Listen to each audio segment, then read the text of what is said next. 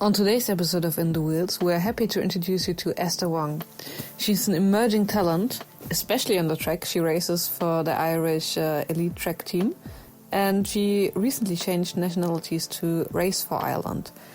She was formerly a member of British Cycling, and in her junior career she raced against two of our former guests, Imogen Wolf and Kat Ferguson already. Have fun listening.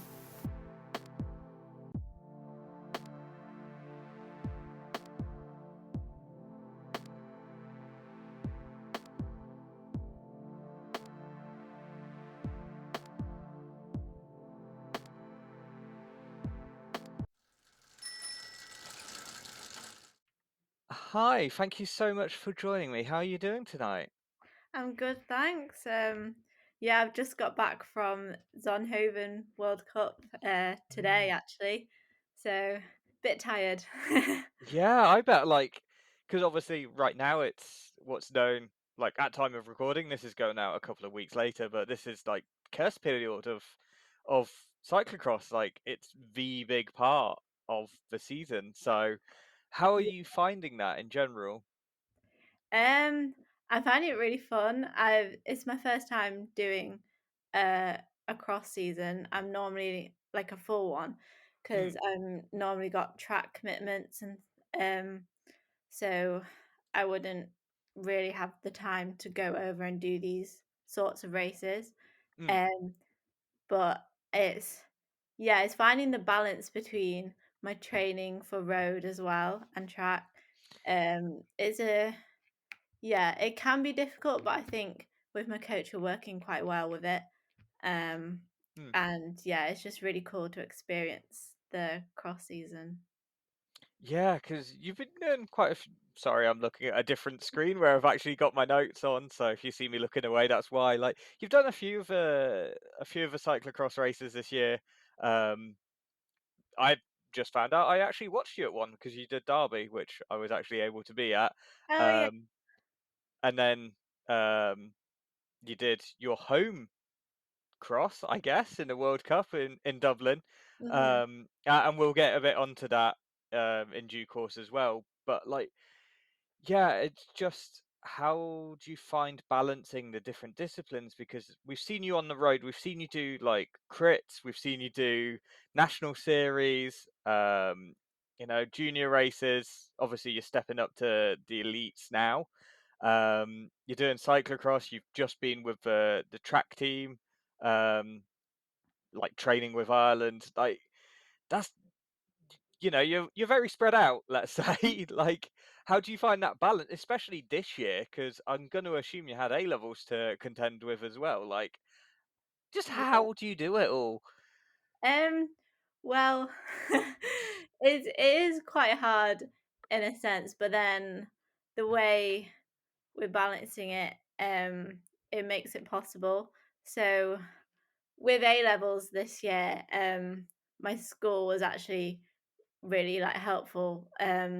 They would let me go to races and stuff, and like miss school, and then they'll send me all the work and everything, and Mm, then I would just revise in the car or on the boat, plane, wherever we're going. hmm. So like whenever I'm not cycling, I would always just revise. And then cycling was kind of like a break for me during the exams. It was it's like just helps to like switch off your mind from everything. Um, so yeah, that during A levels, it wasn't it wasn't that difficult. Um, and like and then with cross and track and road, and like some of the interval training kind of like works together. Like Mm, track is very explosive and so is cross. yeah. So the training for that at the minute I would like incorporate those type of efforts into my endurance rides. Um so it's yeah, it all kind of works out in the end. Yeah. Yeah, because I can only imagine school teachers saying the A levels are the most important exams of your life, and then second year junior, I feel like there would be a bit of pressure. Like I used to race as a junior, but I was never like your level. I was never worrying about teams signing me up. But as a second year junior, especially in the women's peloton, where there is no real under 23 stage, like it's starting to develop, but it's not properly. Like you Mm. leave juniors and you're in with the elites. Like I can only assume there's a lot of pressure there for I have to get a big result because then that can help get teams interested and get that contract to then set me up. While school are also telling you like you've got to do this and set yourself up academically and give yourself like a fallback. And yeah, did you ever feel that pressure from either side, or were you just kind of not oblivious to it, but kind of just did you just rise above it? Um, I think I felt the pressure more with cycling than with Okay. school. Because school were very supportive. They Mm. knew I wanted to be a cyclist. So they just helped me um like balance it kind of. They would always like give me the work and stuff. And then um they were just really, really supportive and really nice.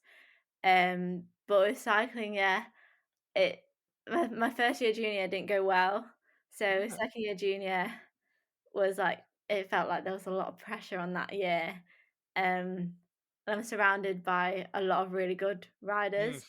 And it's kind of hard to see them all get these contracts and everything. And then I feel a bit like, oh, a bit anxious. I haven't got anything yet. And so, yeah, it was quite, yeah, difficult in that year to try and get a result and a lot of pressure. But I improved a lot from first year junior, and then I just kind of like had to just get it out of my head during the racing. Like, no, I'm doing this for fun.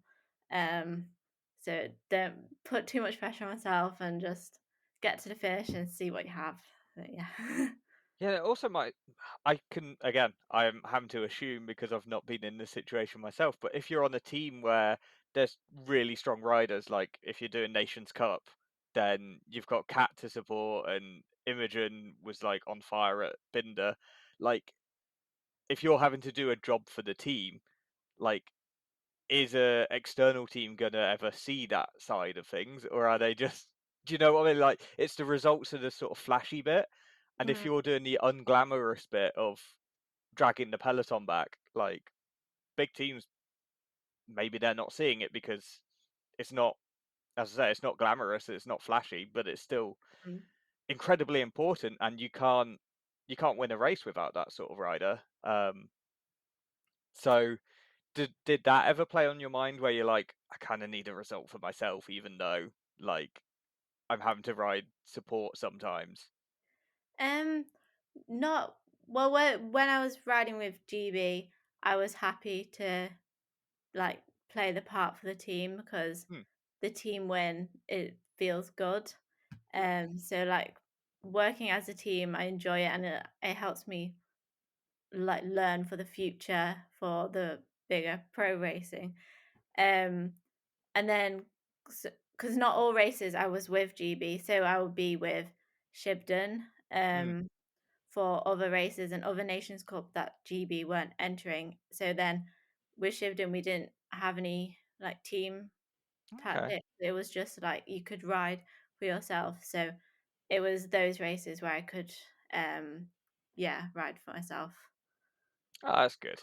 Um, And yeah, we've mentioned that you've ridden for the GB team, but then you've trained on the track with Ireland, and I call Dublin your kind of home cyclocross round.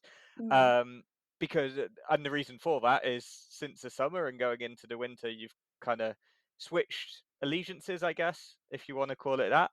Um, how did that kind of come about, and what was your motivation for swapping to represent Ireland rather than representing GB as you have done as a junior? mm. Um, so I've always thought about switching to Ireland for like a long time. Um, and I think like before I went into junior, I thought that was going to be the time I was going to switch. But then I got invited onto the junior GB program. So then I thought I'll just carry on with that. and then see how it goes and everything. And Mm. then coming to the end of junior now, and then stepping up to under 23 and elite, I think it's like a good time to do it now. Um, and I really, yeah, my grandma she's Irish, Mhm. so that's where the connection comes from. Um, and yeah, I just want to get in touch with my Irish roots and heritage, and yeah, make my grandma proud. Oh, that's awesome. And I mean, the fact that you're representing your nation and you're getting involved, I think everyone should be proud of their grandkids anyway if they've got grandkids. Um, so I don't think you've got any worries on that front. Um, from even this brief interaction, I can say that. Um, so yeah, you've done a bit on the track, and obviously you've worn the Ireland kit for cyclocross. Um, I guess what was that experience like of training and doing the track with them? And I guess what area like of the track do you I get what I'm trying to get at is like where do you specialize on the track? Because there's so many different races that you can do. There's obviously the more bunchy ones like the sprint, not the sprint, obviously. The scratch, the elimination, like Madison even, and the Omnium. And then there's other more time-based ones where it's like pursuing, basically. I guess are the only two nowadays. But where do you see yourself fitting in? Yeah, I would say I'm more of like a bunch rider. Mm, But then I do like doing team pursuit. Um, but yeah, I think I really enjoy doing Madison. Um, it's a chaotic race, but it's quite fun to do, and to have like a partner with you as well is like you're in it together and you support each other. I think yeah, Madison's really fun. Um, yeah, and I was just with Ireland in Grenchen mm, doing the track racing there. Um, and I basically did all the events but the points race. okay. Um, so yeah, it was good to like experience that with them, and they were really supportive. And yeah, I was um with the all the women, so it was really hard racing. It was really fast, like very different to what I'm used to with junior track racing. So yeah, it's something to grow and to learn with track. I think like with the bigger gears as well, it just takes more development, I think. Yeah. Yeah, yeah, definitely. And on the Madison, like that is possibly my favorite race to watch on the track, just because it is chaos and I Yeah. kind of thrive on that. But like, is it like some fans find it really unintelligible to watch because there's so much going on, it's really hard to follow at times.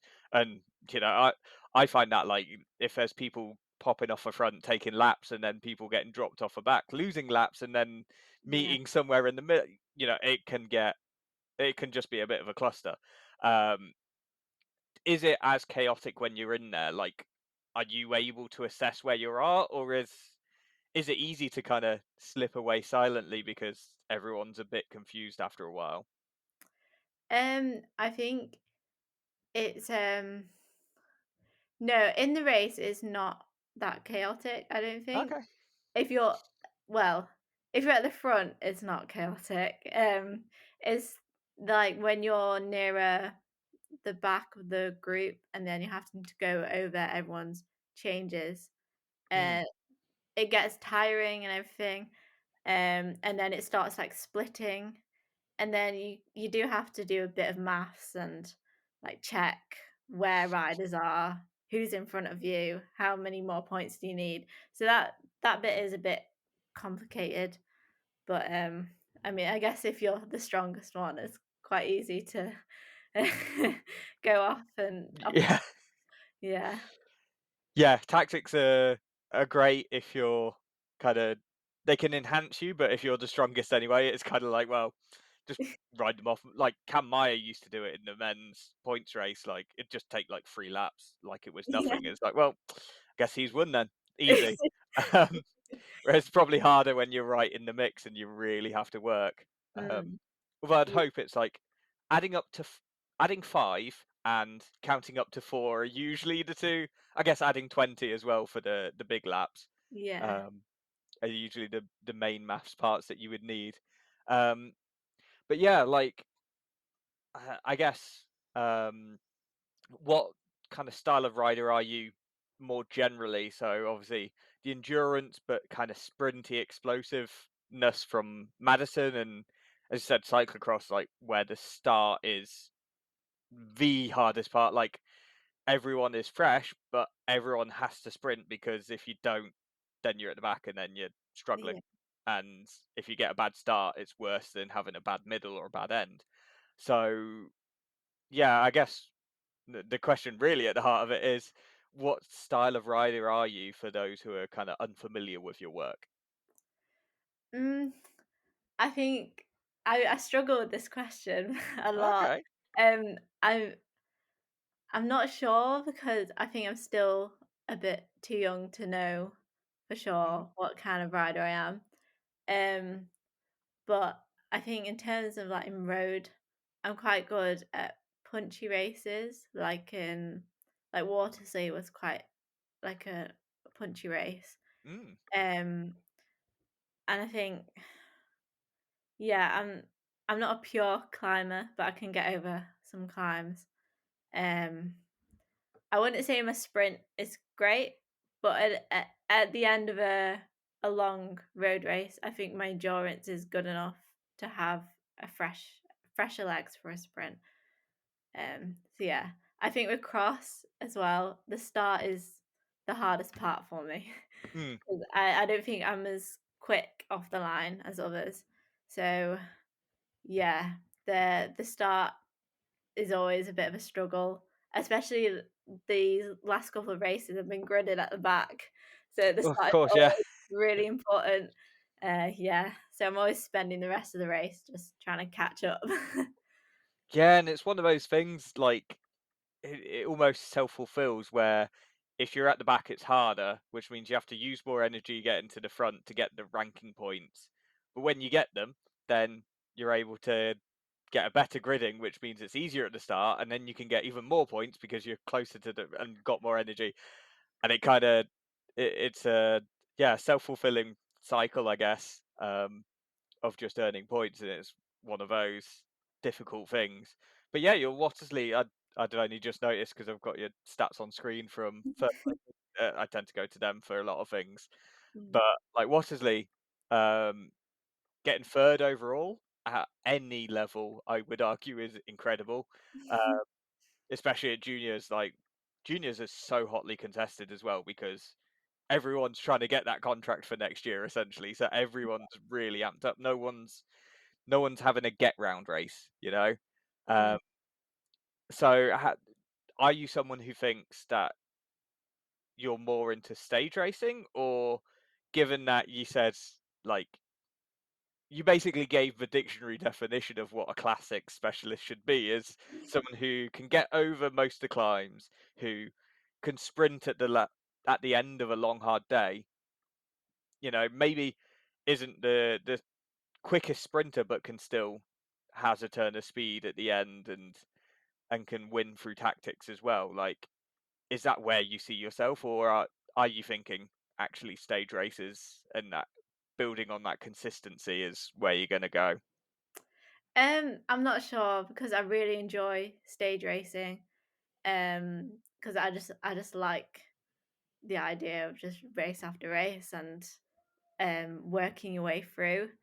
Mm, Um, but yeah, I do from my results, it does look like kind of a more of a classics kind of rider, but I don't know. It's still early to know, but I do enjoy the stage racing.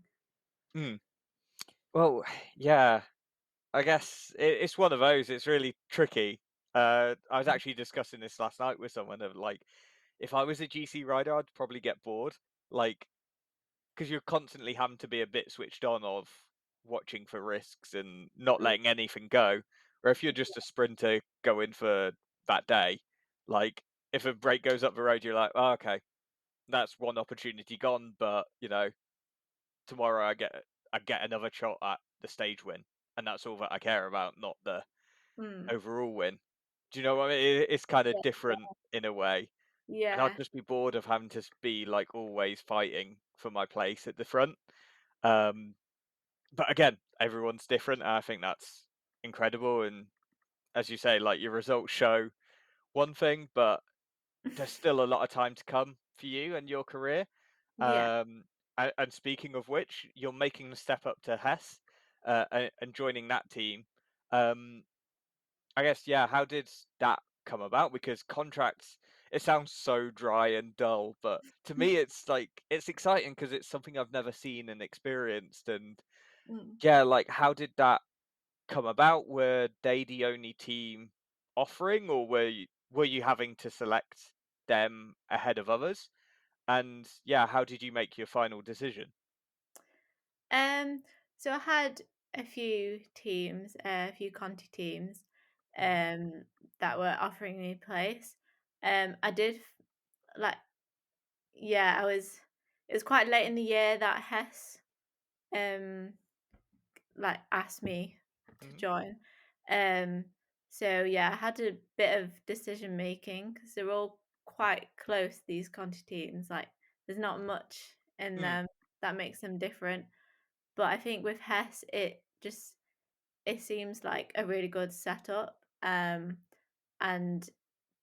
I like how it's an international team, and I would like something more different than like going from UK based team, just all British riders, and going with Hess, I would be mixing with all these different girls from different places in the world. And I think that would be really cool for my development as well, like learning from other riders. Um, and yeah, I think it was the right team to go to, like the ambitions that they have. That it seems really cool. So yeah. Wow. And speaking of ambitions, what are your kind of goals and things that you're going to focus on for this coming 2025 season? I think for 2025 it's more like um it's all a new experience, and so I'm just gonna go in with the head of like enjoy it. Like there's no pressure this year, Mm. which last year it felt like a lot of pressure, but this year I can like go into it, go into the race like excited, being with all these pros, these like more professional riders that I've been riding for a while. So I think it would be really cool to like learn off these riders. And I think my goal would just be like to get stuck into the racing and see how I am compared to all the other girls, and hopefully make it to the end of some races to contest for the sprint. But yeah, I'll just have to see how it goes. Yeah, and what's the rest of your winter and the cyclocross season looking like? Will you be doing nationals for, well, I guess, yeah, the Irish nationals rather than the British nationals? Um, and then any other races that we should really look out for you for? Yeah, so I'm going to do the Irish Champs. I think that's 12th of December. So yeah, I'll be there. December? That's gone. Uh, Oh, not sorry. 12th. That's of January, Ah, sorry. yes. Whew. Yeah, yeah. So yeah, I'm going to do that.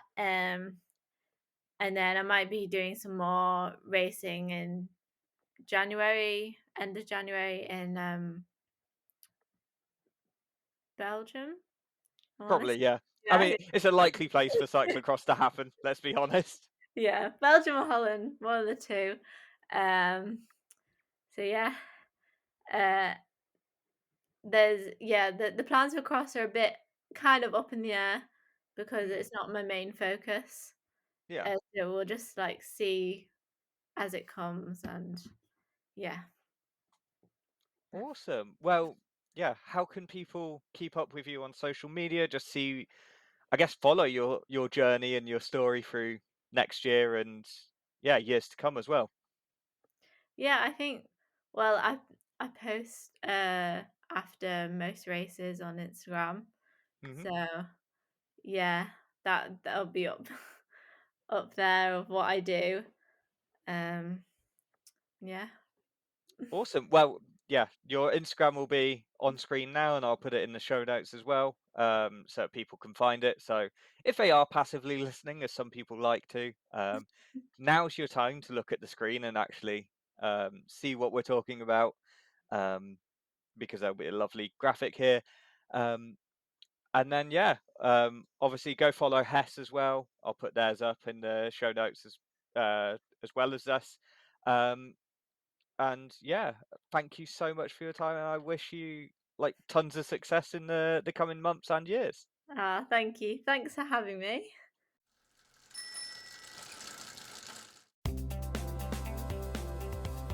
Thank you as always for listening, and also thank you to Esther for giving us this interview. Why don't you give her a follow and cheer on her when she races next season for her cycling team? As always, if you like this interview, we would love it if you would share it, like it, or subscribe to our channel. See you soon.